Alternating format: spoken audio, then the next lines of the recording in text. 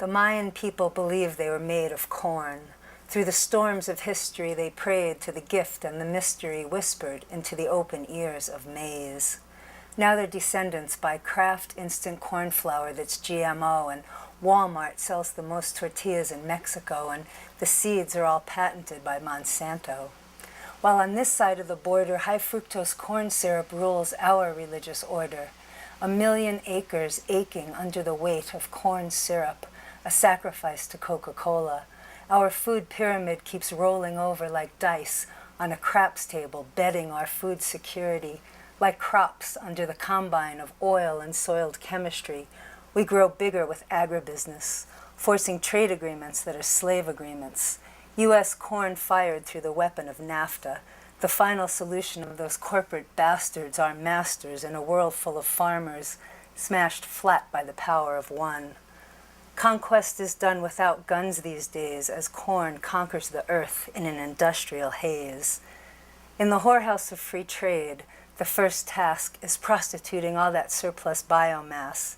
It's not just in the soda pop. Check out the meat. USDA's plan is to shove as much corn as they can through the guts of the animals that we eat, shape-shifting them to production units like they never had a heart, served up to us boneless and bloodless as a Pop-Tart.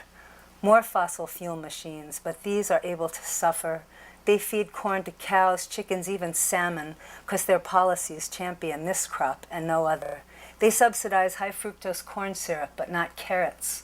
So the cheapest calories in the supermarket are also the unhealthiest.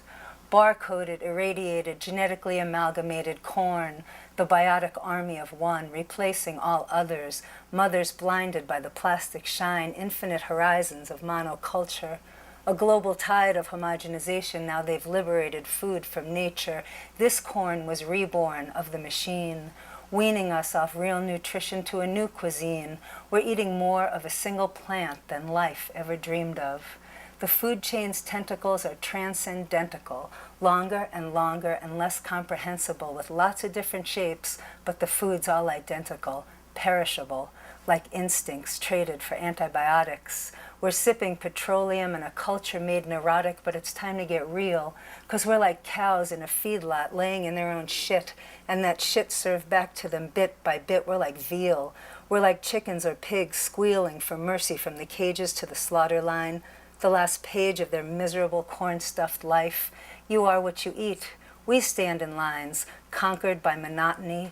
We eat what they toss in the trough, numb to the cacophony. My people stumble along, pretending not to hear the pop, pop, pop of the stun gun's song, and it comes down like a hammer, right between the eyes, and we drown, and we act surprised like disease is a failure of medicine, and not the heart of this heartless system that grades us all according to cuts and how well we fit as production units.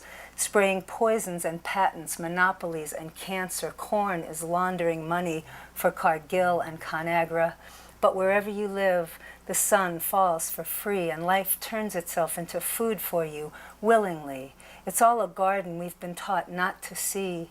If we could tear down the walls and watch our food sheds disappearing, if we could tear ourselves away from the bright lights and the jingles that we're hearing, if we could starve the corporations in this fast food nation that have conquered our landscape and drained all imagination to trade the logic of nature for the logic of industry, we're going to see how it turns out that convenience was the enemy, and we've forgotten how to pray to food anymore.